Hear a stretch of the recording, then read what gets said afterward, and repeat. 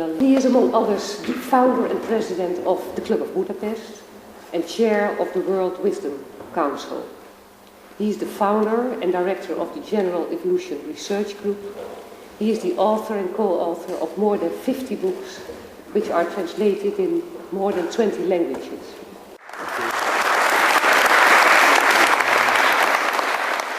It's a very important thing to have involvement for people, for young people, everybody who is considers himself or herself a citizen of our planet, to get together, to inform ourselves, to learn from each other, and to try to see what we can do. The time is short, and it's very urgent that we learn something to do. What I was doing up till about 30 minutes ago is reading a file, reading a paper that I got from an anthropologist whose name is Jose Arguelles. He was the discoverer of the Mayan calendar.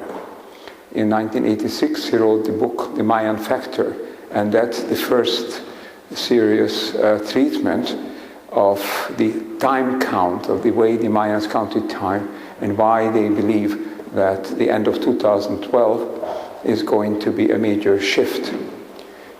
So we have written a little book to which Gorbachev and Deepak Chopra has written an introduction, and Arguelles, that I've asked him a short while ago to write, and afterwards he just did, and I just got it by internet today, and I was very pleased to read this, because he describes exactly why that we should think about the end of 2012 as a phase change, as a change toward a new consciousness. And that's a major point. It's not often people think that, this forecast, this prophecies is the end of the world, or is something completely a different kind of a world. Yes, it's different, but why? Because there is going to be a more, what he calls a noospheric consciousness, a consciousness of more forming a whole system around the Earth, forming an information field around the Earth, something that I've been calling a Akashic field. The Mayans have thought of that a little bit before me, you see, some time ago. And Teilhard de Chardin was talking about it. So this Arguelles makes the connection between the Akashic field, is based on quantum physics and the new sciences, new cosmology, and the Mayan calendar. We both talk about the idea of human consciousness can open up and can connect so that we are becoming more like one organism. Not physically organism, because we remain individuals, but we become more connected with each other, and we feel more part of each other, and part of the biosphere, and part of the cosmos, actually. So this is a very interesting, significant factor. All our work, then I'll get down to a little presentation for you, just to preface it, all our ideas, our projects for the next 3.5 years are going to be based on this concept, World Shift 2012. And that was before I met Arguelles, etc., still, but because I recognized, and some of my colleagues around me, Jim Lovelock among the others, the discoverer or the author of the Gaia theory, the biologist, also came up with the notion that the time to make changes is very, very short. Because if you take individual trends in account, these dangerous trends, you'll find that about the end of the century, and something is going to something critical might happen if you don't change. Then they started talking about the middle of the century. Then lately they started talking about 15 to 20 years, this trend. Everything, whatever you look at a drought, dryness, the lack of rain in Australia or in Africa. You look at the threat of the water level rising, sea level rising. You look at the atmospheric pollution. All these forecasts have been shortened. And Jim Lovelock points out, and I think he's entirely right, that if you look into the connections between the different trends, how one thing affects another, then the time is still more critical, because then it will be enough to have any one trend reach a critical phase, what we can call a chaos point, this bifurcation phase. Any one trend, and it can trigger a whole series of other crises, because we are so close. The financial crisis is just one of the things, you know. And it's, even if you pump more money into the economy and bail out Lehman Brothers, is too late, Bear Stearns is too late, but we'll bail out Citicorp and General Motors and whatnot, you know. But that doesn't mean the end of that crisis, because the economy is a very delicate shape, and any shock that happens to the world, whether it's an ecological shock or economic shock, you know, it's likely to provoke further these critical points.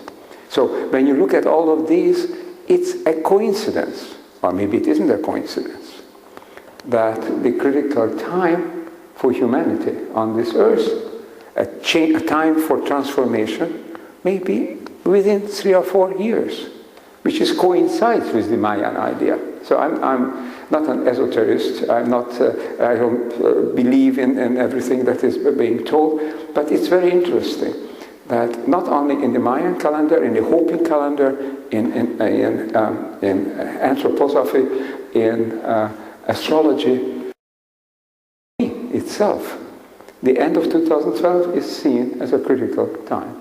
So as long as we have this concept, it's almost like an archetype. It's something that's in the collective consciousness, that we have a critical period ahead of us. Let's concentrate on that. And let's say, okay, let's not make that a prelude to disaster. Let's make it a point, a takeoff point for transformation, for positive transformation. One thing is quite clear, that we can't go on as before. We can't continue in this way. We have to change. And because the American young people have recognized that you need to change, they managed to elect somebody who nobody would have thought a year ago would ever get into the White House, you know, in America. Because they all of a sudden recognize there is an urgent need to change, you see. And this can happen, but for awareness of the need, of the urgency of change, of the reality of change. So what I'm going to show you here very quickly, I also have a little thing which I've forgotten in the hotel, but if you can kind enough.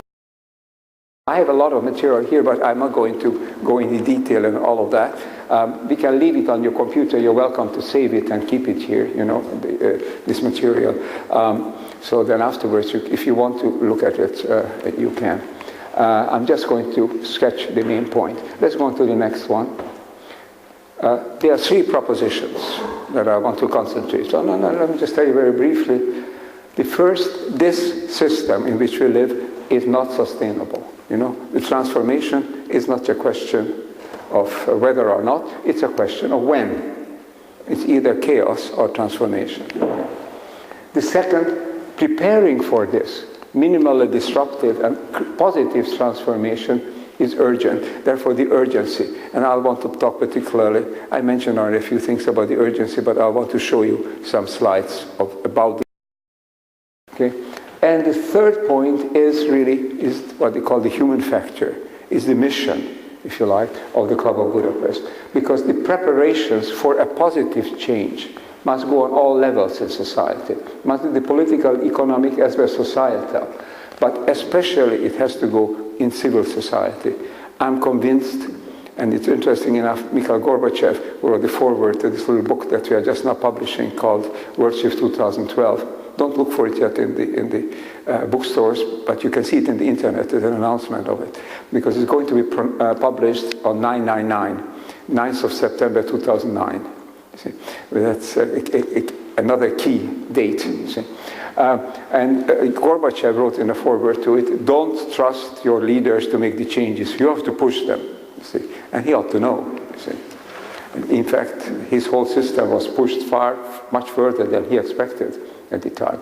He didn't actually want, he told me often, I'm a reformist, I'm not a revolutionary. And yet what happened was a revolution, a very quick bifurcation point in Eastern Europe. So I think the key to it is on the individual level, on our own values, ethics, and views. A little bit more about that, but if I would do all of that, it would take me 2 hours at least, even if I do it fast. So I'm going to summarize it very quickly, and with the discussion, you can keep any of the points. Let's go on. The first point is unsustainability. This term is now becoming current. It's currency. People talk about things are not sustainable, and in my book, also the last book on the quantum shift in the global brain, you can change the world, all of that, I describe some elements, but these are known elements: economic, ecological, social, financial unsustainability. We know them. So let's go on. I'll probably go very fast on this. The roots of unsustainability is the global warming, the climate change, and connected with that, the scarcity of water in the world, and the polarization of society, the economic polarization. All of these are well-known factors. The warming projections, today you are at a point in terms of the surface temperature, which is historically is higher than it has been the last million years. And if the current processes continue, you might have a positive feedback. So one thing feeds into another and makes it still warmer. So you have to be very careful about what we do to the atmosphere today, so as not to have this enormous sudden explosion of the temperature. Okay, let's go on. Climate change, the impact on health, on agriculture, on forestry, on the water resources, on coastal areas. You may be well prepared in Holland for rise in water temperatures, I don't know. Perhaps you have several people who have put a thumb into the holes. But I do know that if there will be even half a meter rise, 300 million people in Asia, mostly in Bangladesh, will be homeless. And some of the big cities in the world will be flooded. Okay, so polar ice, let's go on. You see the effect of that. We can go with that, the shrinking of the ice. Oh, just one element about the polar ice. The South Polar ice is a dangerous one. In the North Pole, most of the ice that's melting is floating on the North Sea. In the South Pole, the ice is on the shelf, on the Antarctic continental shelf. And what they have found about 6 months ago, a report was published in science magazines, that this water around the Antarctic is warmer than they expected, and it's melting the glaciers sufficiently so they start to slide. They're starting to slide into the water. 104 billion tons of ice, suppose that is the figure they give, per year is moving into the sea. Now, if this would continue, within 10 years, you'll have a 1 meter rise in sea levels. So, because that raises the level. Okay, all of these things show the projections. All of them show that the actual observations of the trends is a faster trend than the projection. Okay, let's go on. This is the sea level rise. This is the water scarcity. You can see how about a third of the human population today is living under conditions of water scarcity. They don't have safe water, they don't have drinking, for hygiene, for cooking, and this could move up to half.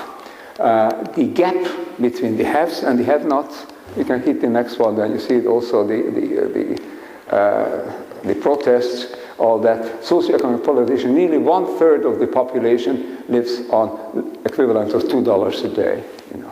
At the same time, you have about 1,000 to 1,200 billionaires, in dollar or euro billionaires, whose combined holdings are equivalent to the income, if you can talk about income, of half the world population of 3 billion people.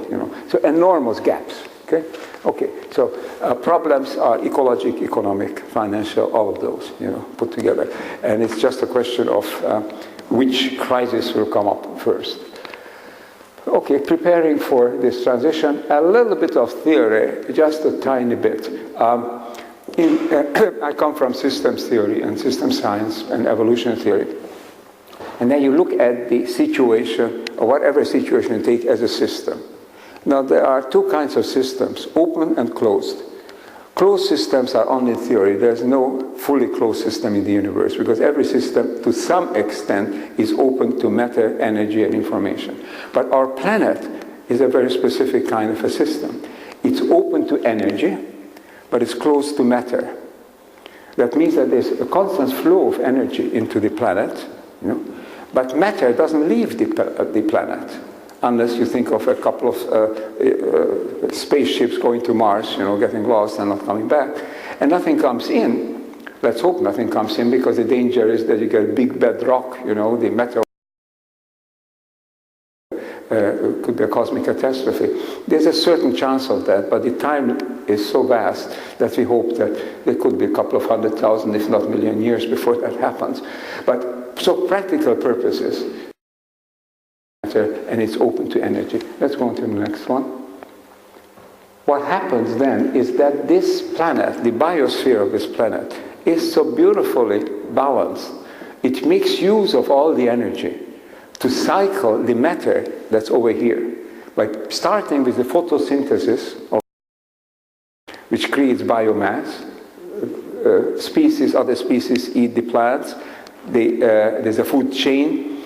Everything gets used. All the energy gets used maximally to maintain the populations and to allow additional species also to come in. So the normal process is a diversification on the planet. And this has been going on to close to 4 billion years. And for the last 600 million years since the Cambrian, we have had vertebrates, we have had the complex kind of species.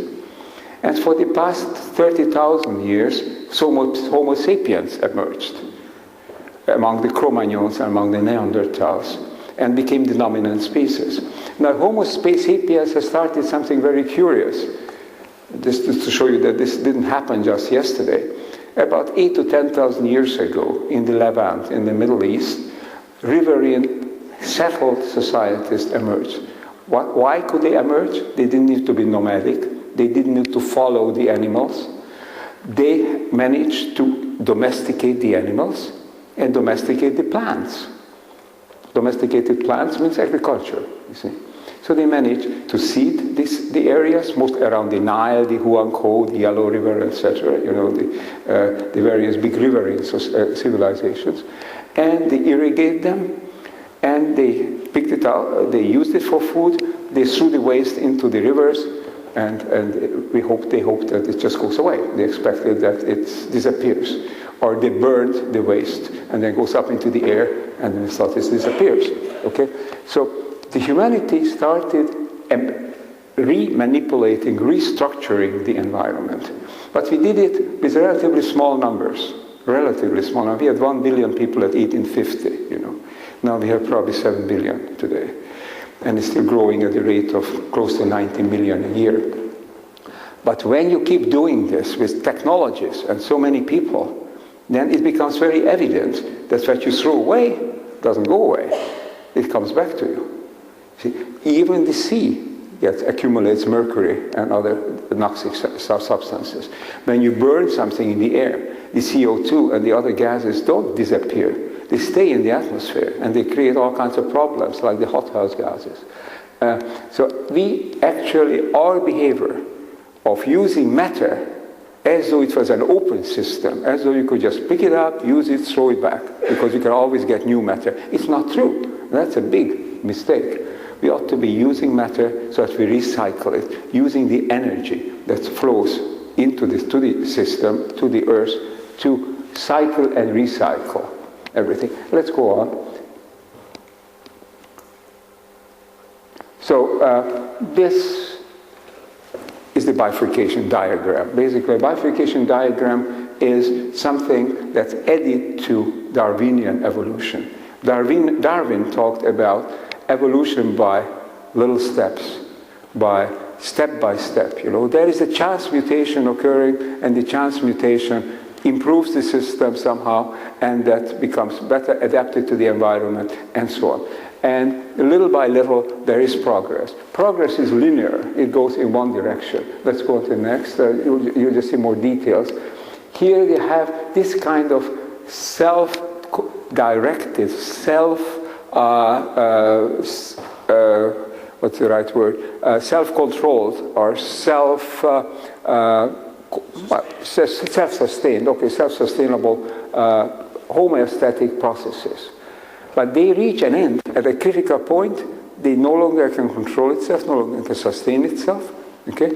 And at that point, there is a jumping evolution. You see, let's go to the next. You just say evolution, jumping transition, and then you have a danger of a breakdown in the system. Or, go to the next one, or you go on and to find a new dynamic stability. And when you talk about a new civilization with new values and a new consciousness, the basic point is we have to find a system in which we can live sustainably. And that calls for a whole different set of values, different kinds of thinking. And this thing can happen very suddenly. Okay, all of history has been a series of sudden bifurcations, low of stability. One of the biologists who discovered this in the 1980s, Ayer, he said that evolution, even biological evolution, is like the experience of the village policeman. There are long periods of boredom and short periods of terror. There are long periods of stability. Only our periods of stability on the human level are becoming shorter.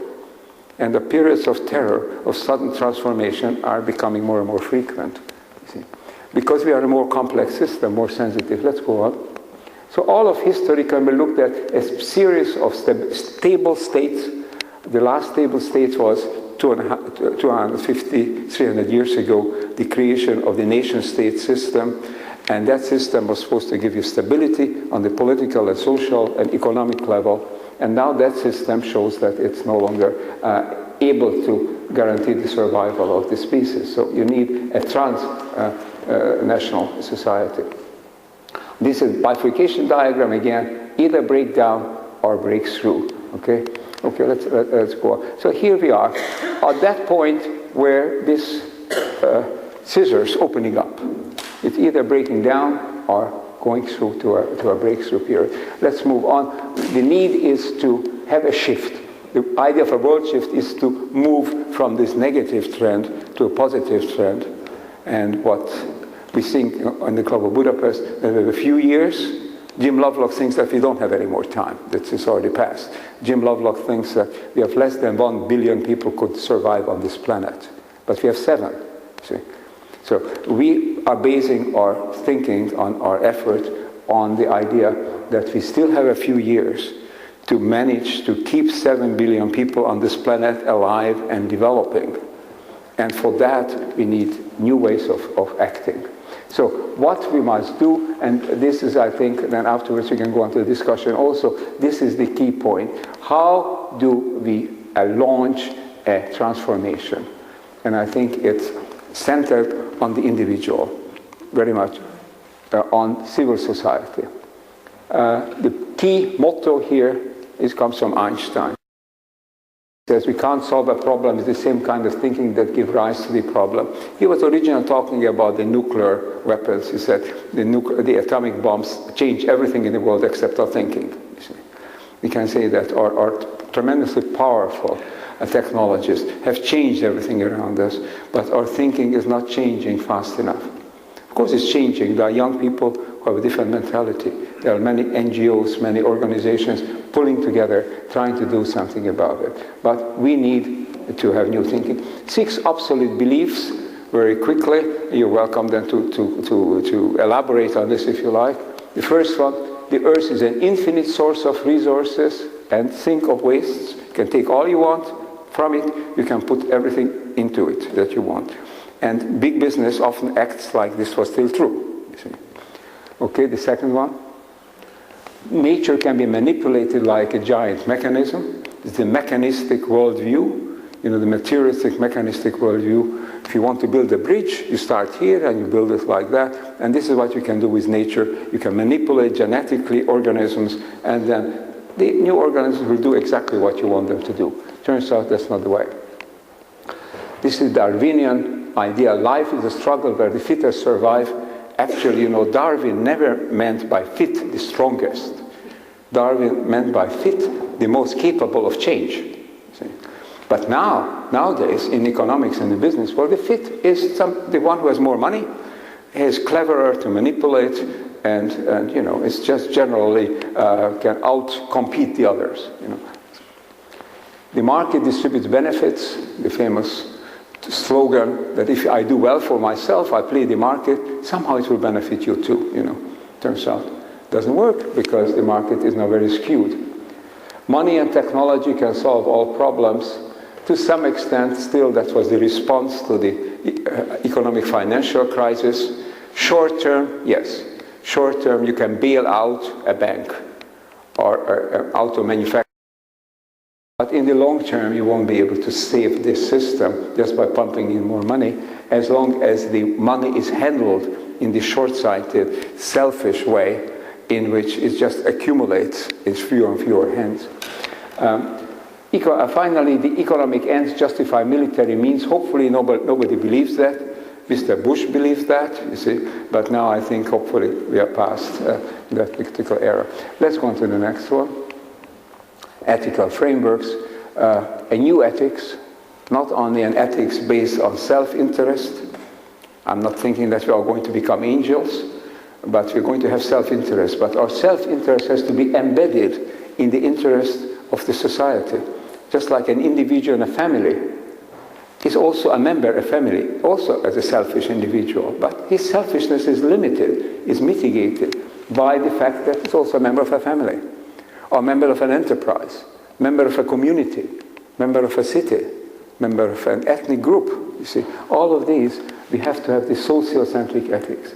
But we also have to take go back for a sec. We also, the other way,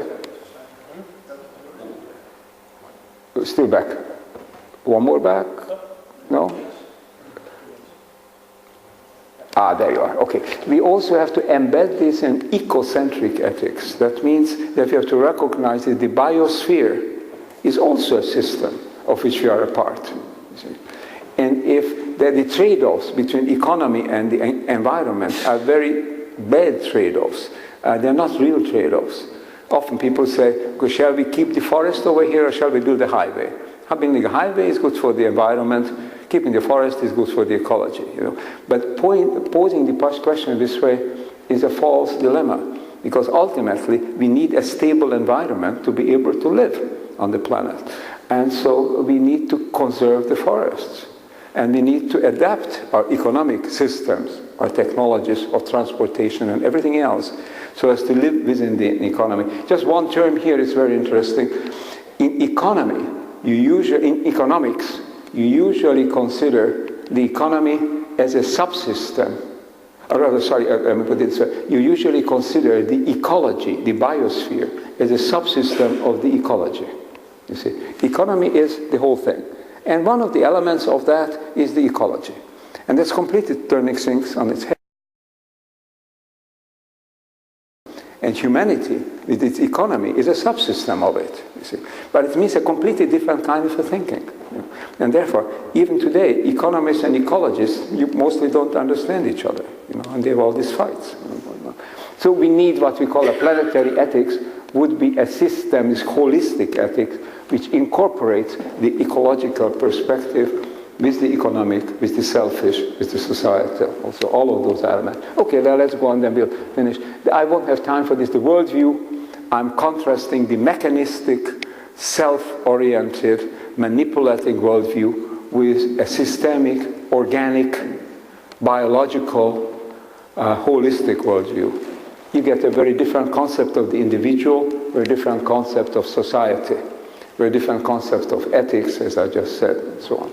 So all of this means change the way we look at the world. Okay, and let's go on, because we need to have a new civilization. In my previous works, I talked about the shift from logos, a rationality-based world, to holos, a holism, a holistic thinking kind of a world.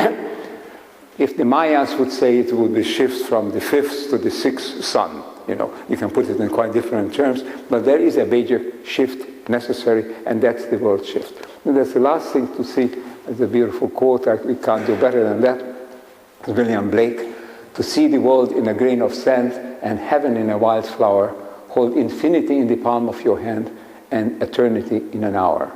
That's the holistic worldview. That's the biological, not only eat biologically, you also have to think biologically. Okay, so thanks for your attention.